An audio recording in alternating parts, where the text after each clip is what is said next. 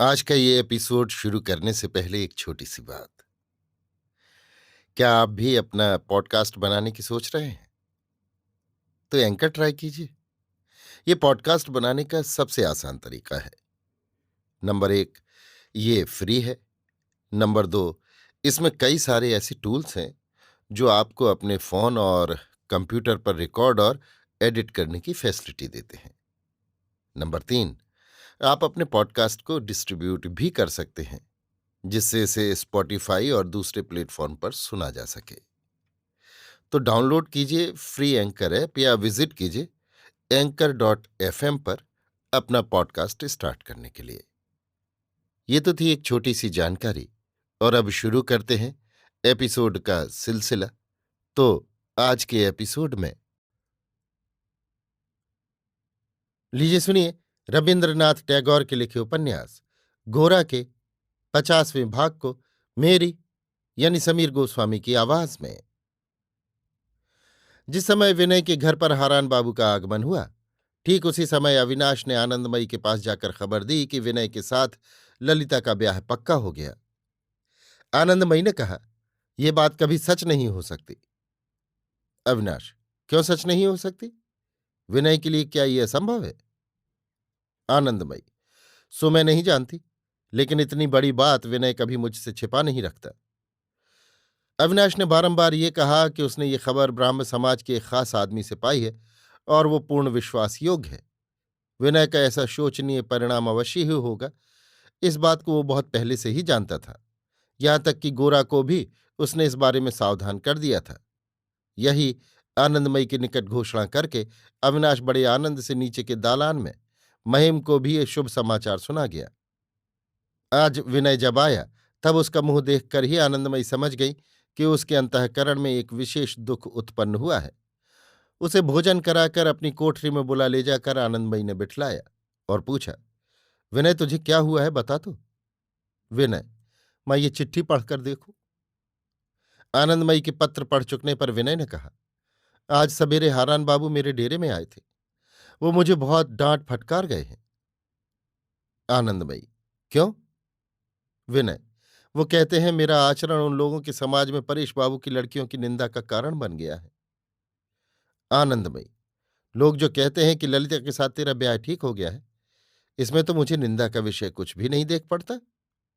विनय, विवाह अगर संभव होता तो बेशक कुछ निंदा की बात न होती, किंतु जहां जिसकी कोई संभावना नहीं है, वहां इस तरह की अफवाह उड़ाना कितना बड़ा अन्याय है। खासकर ललिता के बारे में इस तरह की अफवाह उड़ाना अत्यंत नीचता है, बड़ी ही बुजदिली है। आनंदमयी, तुझसे अगर कुछ पौरुष हो तो इस निंदा और अपमान के हाथ से तू अनायास ही ललिता की रक्षा कर सकता है। विनय ने विस्मित होकर कहा, किस तरह मां? आनंदमयी, किस तरह क्या? ललिता से ब्याह करके? विनय, क्या कहती हो मां? अपने विनय को तुम क्या समझती हो, सो तो मेरी कुछ समझ में नहीं आता। तुम सोचती हो विनय अगर एक बार केवल कह दे कि मैं ब्याह करूंगा, तो जगत में उसके ऊपर बात ही नहीं उठ सकती? केवल मेरे इशारे की अपेक्षा में ही सब लोग नजर लगाए बैठे हैं। आनंदमयी, मैं तो इतनी बातें सोचने की जरूरत नहीं देखती। तू अपनी तरफ से जो कुछ कर सकता है, उतना ही करने से तू अपने फर्ज से छुट्टी पा जाएगा। तू कह सकता है कि मैं ब्याह करने को राजी हूं। विनय, मैं अगर ऐसी असंगत बात कहूंगा तो क्या वो ललिता के लिए अपमानजनक न होगी? आनंदमयी, उसे तू असंगत क्यों कहता है? तुम दोनों के ब्याह की अफवाह जब उड़ चुकी है, तब निश्चय ही वो संगत समझ कर ही उड़ाई गई है। मैं तुझसे कहती हूं कि तुझे कुछ संकोच न करना होगा। विनय, लेकिन मां गोरा का ख्याल भी तो करना है। आनंदमयी ने दृढ़ स्वर में कहा, ना भैया, इस मामले में गोरा के ख्याल की जरूरत ही नहीं है। मैं जानती हूं वो नाराज होगा, क्रोध करेगा, और मैं नहीं चाहती कि तुझ पर वो क्रोध करे। लेकिन तू क्या करेगा? ललिता के ऊपर अगर तुझे श्रद्धा हो तो उसके संबंध में सदा के लिए समाज में एक अपमान रख छोड़ना तुझसे हो ही नहीं सकता।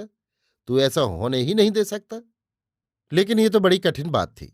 जेल की सजा पाए हुए जिस गोरा के प्रति विनय के स्नेह की धारा दुगने वेग से बहने लगी थी, उसके लिए वो इतना बड़ा आघात कैसे तैयार करके रख सकेगा? फिर उसके संस्कार, बुद्धि से समाज का लंघन कर जाना आसान है, लेकिन कर्म से उसका लंघन करने का मौका आने पर छोटी बड़ी कितनी अड़चनें दिखती हैं। एक तरफ अज्ञात का डर, दूसरी तरफ जो अभ्यस्त नहीं है उसका विरोध।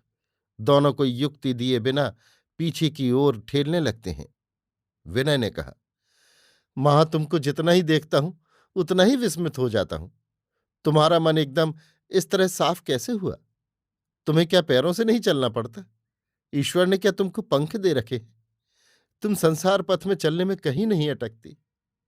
आनंदमयी ने हंसकर कहा, ईश्वर ने मेरे अटकने की कोई सामग्री नहीं रखी। मेरी सारी राह एकदम साफ कर दी है। विनय, लेकिन मां, मैं मुंह से चाहे जो कहूं, मेरा मन तो अटक जाता है। इतना समझता बूझता हूं, पढ़ता सुनता हूं, बहस करता हूं, मगर अकस्मात अचानक देख पाता हूं कि मेरा मन बिल्कुल मूर्ख ही रह गया है। इसी समय महिम ने वहां पैर रखते ही विनय से ललिता के संबंध में ऐसे अत्यंत उजड्डपन और रूखेपन से प्रश्न करना शुरू कर दिया कि विनय का हृदय संकोच से पीड़ित हो उठा। वो आत्मदमन करके सिर झुकाकर चुपचाप कुछ उत्तर न देकर बैठा रहा। तब महिम सब पक्षों के प्रति तीक्ष्ण आघात करके अत्यंत अपमान करने वाली कुछ बातें कहकर वहां से चला गया। जाते जाते बता गया, विनय को इस तरह जाल में फंसाकर उसका सर्वनाश करने के लिए ही परेश बाबू के घर में बड़ी निर्लज्जता से आयोजन होता रहा है। विनय भोला था, इसीलिए उनके फंदे में फंस गया। गोरा को वे लोग फंसा सकते तब तो देखते, लेकिन वो तो टेढ़ी खीर है। विनय चारों ओर इस तरह लांछना की मूर्ति देखकर सन्नाटे में आकर बैठ रहा। आनंदमयी ने कहा, जानता है विनय, अब तेरा क्या कर्तव्य है? विनय ने सिर उठाकर उनके मुंह की ओर देखा। आनंदमयी ने कहा, तुझे उचित है कि तू एक बार परेश बाबू के पास जा। उनके साथ बातचीत करने से ही सब साफ हो जाएगा। अभी आप सुन रहे थे रविन्द्रनाथ टैगोर के लिखे उपन्यास गोरा के 50वें भाग को मेरी यानी समीर गोस्वामी की आवाज में।